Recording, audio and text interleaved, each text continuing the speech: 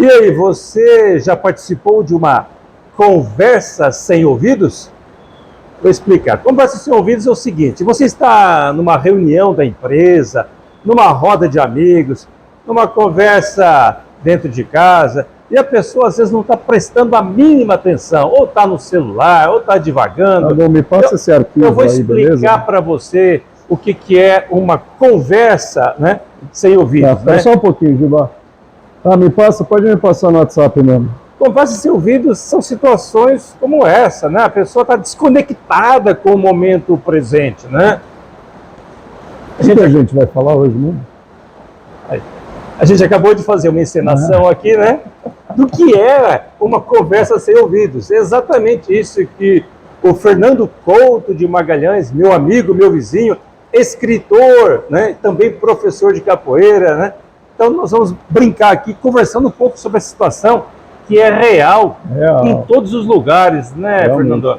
Você já passou por situações como essa, meu? Com certeza. Em primeiro lugar, antes do escritor, professor de capoeira, essas coisas, eu sou publicitário, né? E a gente sabe que o mercado publicitário hoje é um mercado agressivo, é um mercado de muita velocidade, é um mercado de muita interrupção, literalmente interrupção, tanto que quem está consumindo os conteúdos, seja na YouTube, rede social, seja lá qual for a rede social, a gente tem lá o vídeo interrompido para publicidade. Então, assim, virou um mercado da interrupção, no qual você não consegue prestar a atenção num determinado material, num determinado conteúdo. Então, sim, para quem é publicitário, a gente está bem acostumado com essa loucura, essa agilidade, essa interrupção que no fim ninguém presta atenção em nada. Nada. É uma ansiedade, né? Acho que nós estamos vivendo talvez uma das eras onde a ansiedade domina todas as gerações. Sim, né? A ansiedade, a depressão.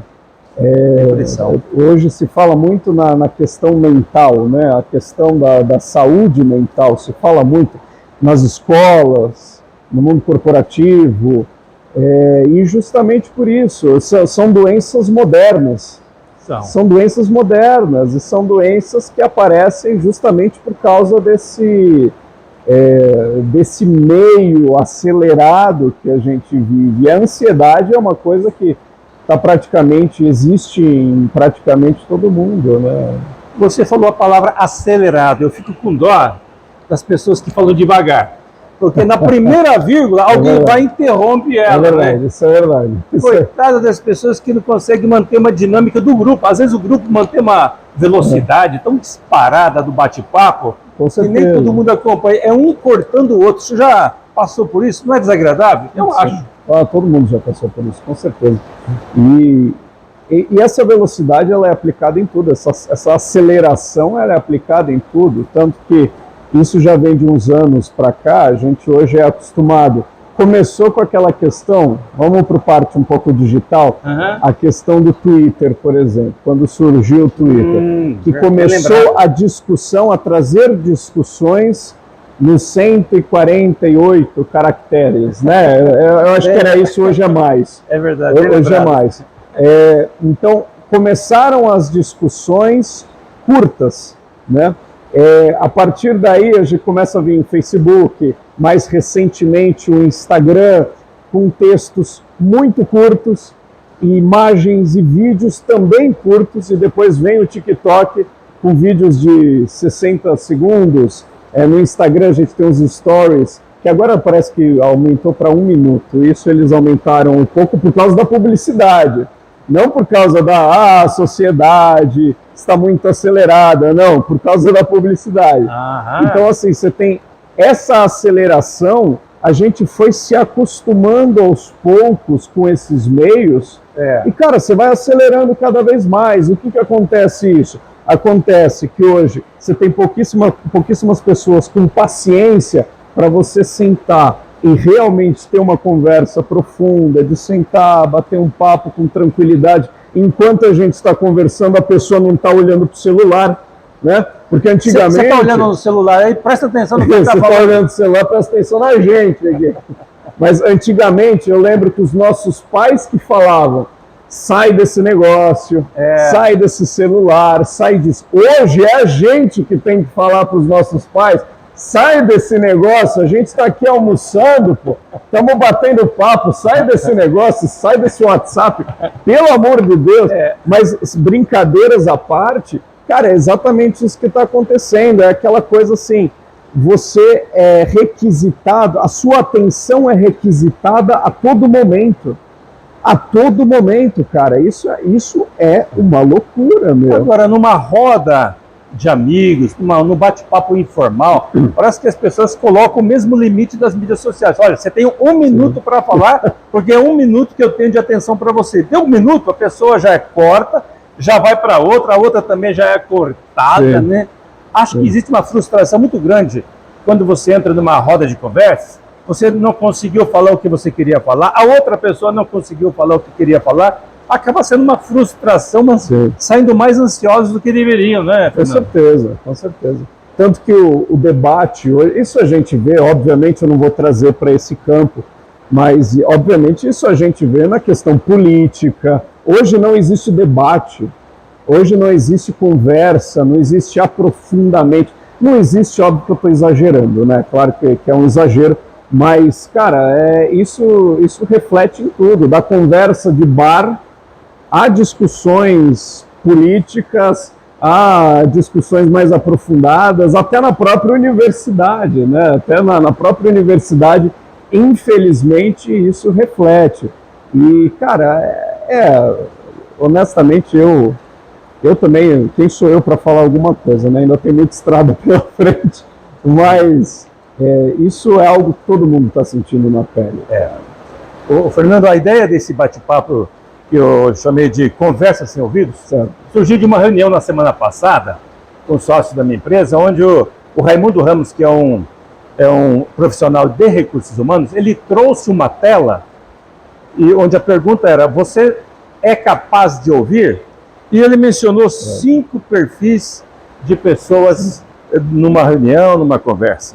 Existe aquele ouvinte, vamos chamar de ouvinte, que ignora tudo que está sendo falado. Ele não está lá para ouvir, ele está lá para falar. Né? Outro tipo de ouvinte é aquele que finge estar ouvindo, aquele cara que não está entendendo, não está prestando atenção coisa nenhuma ou apenas alguma parte. Existe outro tipo de ouvinte, segundo essa apresentação do meu colega, que é aquele cara que ouve, seleciona apenas o que ele tem interesse de ouvir, e bateu em assuntos um pouco diferentes, ele já corta. O que é bem comum isso aí, né? O que talvez seja mais comum de todos, É bem comum. E um dos mais raros, que já começa a ser aquele tipo de ouvinte que dá gosto de ouvir, é aquele cara que ouve, ou aquela moça, aquele homem que ouve com atenção. Né? Aquele que para te ouvir. Ele está a fim de te ouvir, ele está com você para te ouvir. Né? Quando a gente desce para tomar um café, por exemplo. Né? Eu, Fernando, a gente tem uns quebras na rotina do dia, onde a gente liga, vamos ouvir, vamos tomar café. Ali surgem muitas ideias, muitos convites, como esse da gente conversar aqui agora. Né? Então existe aquele ouvinte que ouve com empatia. Né?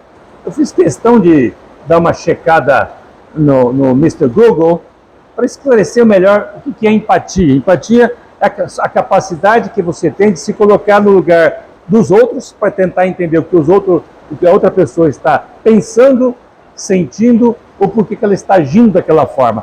Isso talvez seja o nível maior da capacidade de audição. Você está no lugar da pessoa para isso. E é uma coisa cada vez mais rara, né, Fernando? Sim, e você comentou sobre a empatia. Eu lembro do Daniel Kahneman, que a gente conversou, o autor lá do Inteligência Emocional, acho que Inteligência Social, aquele outro livro, não lembro agora. Acho que é emocional, né? Porque tem a questão social e tem a questão emocional. E ele até brinca sobre os tipos de empatia, né? A gente tem a empatia no qual eu sei como você se sente. Se eu não me engano, empatia emotiva, não lembro se esse é o termo, eu sei como você, eu sei entre aspas, né? Eu consigo me identificar como você pensa, que seria a empatia cognitiva, mas também de nada disso adianta se você não tiver a preocupação empática, que é, tudo bem, eu entendo como você pensa, eu entendo como você se sente, só que isso é o suficiente para eu me preocupar com você, para eu chegar e falar, Giba, tá tudo bem, cara, você está precisando de alguma coisa. Aí, olha só. Né? Então, isso legal. É bem interessante. Esse é o Daniel Kahneman, inteligência, que foi quem popularizou o termo inteligência emocional. E sim, a questão da empatia, eu acho que entra até em uma outra discussão, que é a questão da individualidade, do individualismo, que a gente está seguindo um caminho cada vez mais individualista. Né? E isso vale tudo, isso vale para o mercado, para o mundo corporativo, vale para as redes sociais, a questão narcisista da rede social.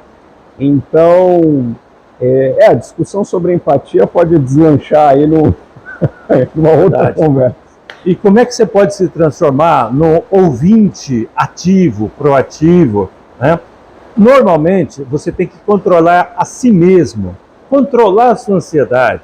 A pessoa que tem um controle de si, que se silencia mais para escutar mais os outros, ela tem mais o controle da conversa. Sim. Já é dito, né, Fernando, sim, que quem controla uma conversa não é quem fala, é quem ouve. Claro. Então, praticar mais essa capacidade de ouvir, é um controle que você tem de você mesmo, para começar, e até do círculo onde você está participando, sim, não é verdade?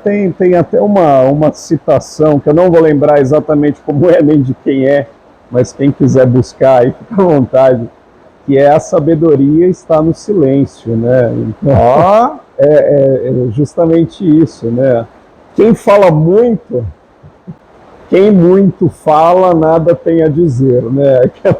Uma brincadeira aí com as palavras, mas que faz muito sentido, cara.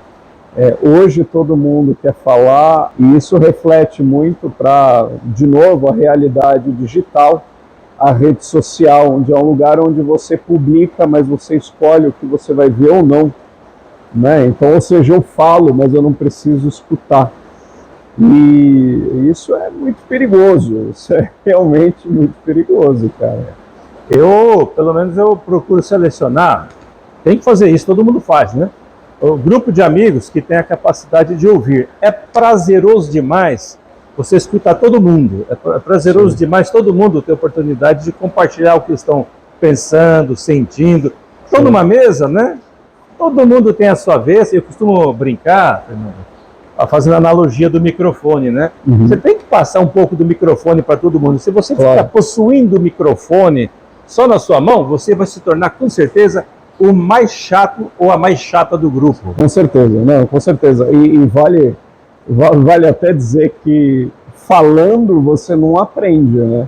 Você só aprende escutando o próximo. Você só aprende falando se você é o professor que está lá na sala de aula ensinando alguma coisa para os seus alunos. Tá? Mas para chegar nesse ponto, você precisou ouvir muito.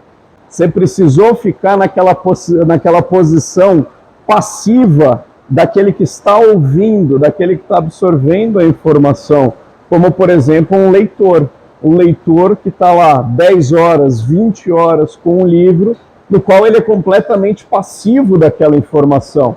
Então, não é ele que está passando a informação para o livro, é o contrário, é o livro que está passando a informação. E isso vale o mesmo para uma discussão, uma conversa. Se você só fala, você não abre espaço para você aprender. Tanto que, por exemplo, na própria antropologia, como é que funciona a antropologia? Isso tem discussões sobre a etnografia na antropologia que está desatualizada, né? Mas enfim, esse é outro papo. Mas, por exemplo, a antropologia, para você compreender uma cultura, compreender um comportamento humano, compreender aquele hábito que é completamente diferente de você, o que o antropólogo ele tem que fazer? Ele tem que sentar lá e ouvir. Quando ele vai entrevistar a pessoa, ele está ouvindo a pessoa, ele está numa posição de passividade com aquela pessoa, no qual ele está absorvendo a informação. Então você aprende escutando, não falando. E é muito comum, que nem você falou, Giba, é muito comum você sentar numa roda, com uma galera, enfim, e você tem aquela pessoa que domina tudo. E que tá lá falando. O chato ou a chata, o né? chato, a chata, tá falando, e não abre espaço para ouvir os outros. E quando você faz isso, você perde a oportunidade, cara, de ouvir experiências, de ouvir relatos, de aprender, ouvir histórias. Então, de novo, a sabedoria está no silêncio. Ó, essa é boa. Essa é boa. Frase essa é profundo, hein?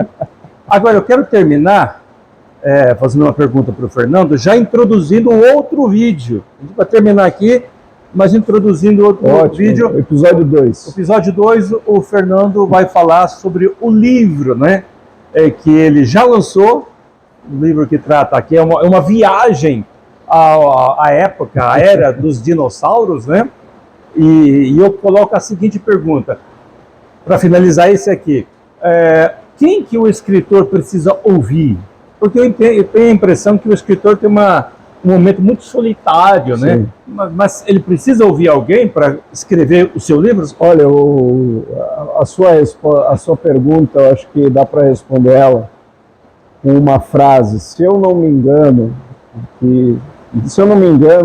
é de Isaac Newton ou de outro nome, dos grandes nomes do iluminismo, que fala o seguinte, de maneira resumida: para chegar onde eu cheguei, eu precisei me erguer no ombro de gigantes, né? Que significa o quê?